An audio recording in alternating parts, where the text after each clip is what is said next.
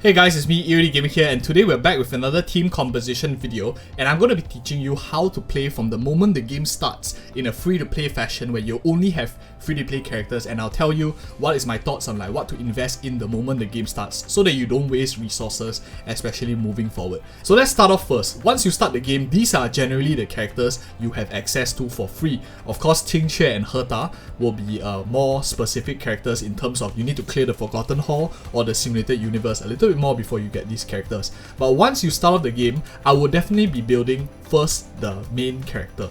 Physical MC does good amounts of damage in terms of a single target and AoE damage, and this is the character that you want to pump all your resource into early game.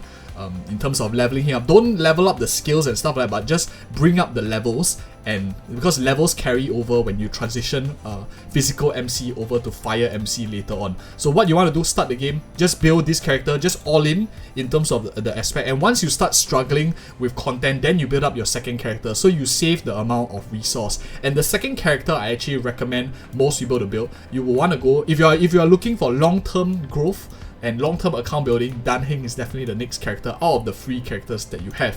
Of course, another character that is worth it to invest is Herta, but note that Herta definitely drops off very quickly towards the later part of the game when there are not many small mobs to clean up. She definitely falls off real quick, but you will notice if you go the MC together with Herta road, you will sweep the early game without any difficulty at all. But for those of you a bit more brave and you want to take a bit more risk taking in terms of you might clear content a little bit slower, can't auto battle everything, but your account is super efficient, Dan Heng will be the better choice as he does scale very well into the late game as well. So these are some thoughts I have. In a sense, the problem with going for a Serval will be, what if you pull Himiko? What if you pull later on you want to get Kafka when her banner is being released? Or perhaps you are planning to even go for Jingyuan in the second half. In this case, this will be a resource conflicting state, and in that sense you will want to go for Herta instead if you want more AoE damage. So these are some things that you want to consider as well. And not to mention, if you have, let's say, good physical gear and you pull Susang later on, you can transition your physical gear over to Susang, and then physical MC swaps out to fire MC, so you then have a very strong team later on as well. So those are some things that you want to consider, and why I don't consider Serval as super efficient to build in the early game as well. So okay, now back to where we were. We are starting out here with, for example, physical MC, which will transition to fire MC later on. I'll put it in the first slot right here. You can choose between these two characters. I don't recommend you building both. And your third and fourth slot, you should not build any other character. Like, don't build Qingque first, don't build this, don't build March 7. What you want to focus on your third and fourth slot is, once you get a character like Natasha, build Natasha up immediately. This character is going to carry your account. Of course, some of you who are lucky to get Bailu, or you get Luota, for example, if you get these two characters, in that case, then Natasha is still going to be relevant because you need each one in one half of the Memory of Chaos later on. So don't worry, unless you're planning to get all three, then that is a different story. But if you are playing from day one, you probably won't have Luota's banner yet anyway. So I do think Natasha is a pretty good investment for day one players in this sense, regardless of options that you get later on if you pull certain characters. So this starting team, I highly recommend you choose physical MC, choose one of slot 2 and go for Natasha in the third slot. The fourth slot is where it gets a little bit more flexible, and you need to start thinking, because by the time you reach a need for your fourth slot, you probably will have in mind a little bit of what character you want to pull for and what you're planning to go for. I have done guides in depth of certain character team composition. I think it's going to be very strong for them. But if you want to just take a blanket statement and you don't care who you're going to get, because if you get Bronya, for example, my statement that's going to come might be a little bit less relevant. But for those people who don't want to pull Bronya or maybe have no thoughts yet, I think a really good solid investment is going to be Esta. And these are the 4 characters I'll be running from the start of the game and probably throughout until maybe you hit the point where you need to split your teams in 2.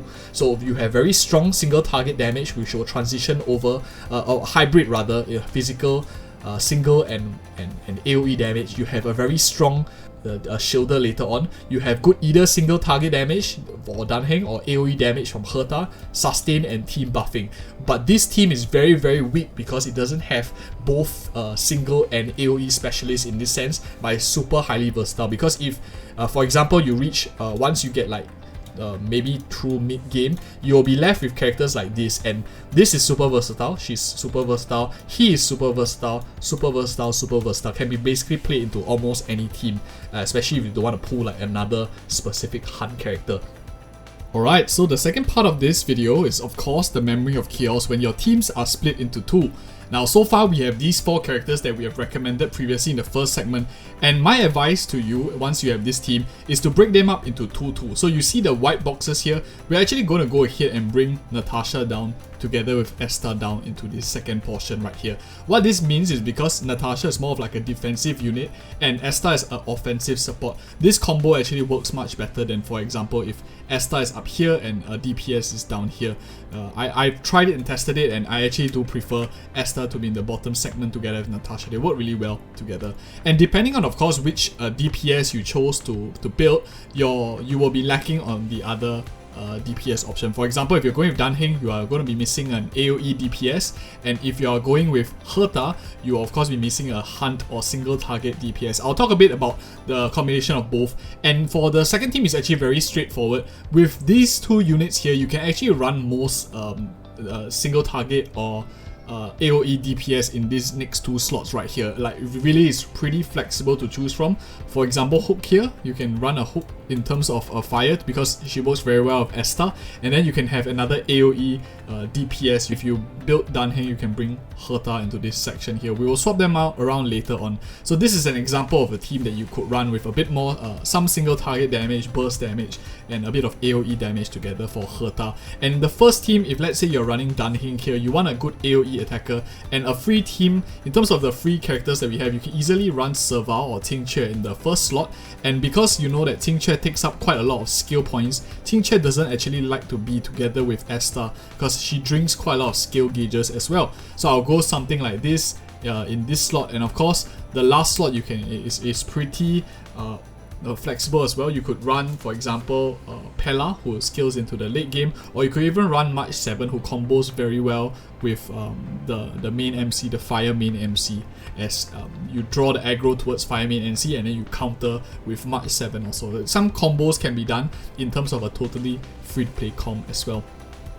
And if you are thinking about like 5-star characters and beyond, we have already done a video on Zeely, so if you're interested, you can go check that out on Zeela, and we'll be doing one very shortly on Jingyuan, as well as the other 5-star characters team composition build. But this is really like just a pure free-to-play video, and if you do appreciate such straight-to-the-point content, do like and subscribe for more videos in future. I'll be covering all Honkai content in terms of clearing the hardest content with totally free-to-play characters, like similar to what you see here, and I'll be teaching you like what is my build and stuff like that once the game goes live, so you can definitely count on me to help you clear all content free-to-play friendly as well. Thank you so much for watching, and like and subscribe for more of such future content, and see you in the next video.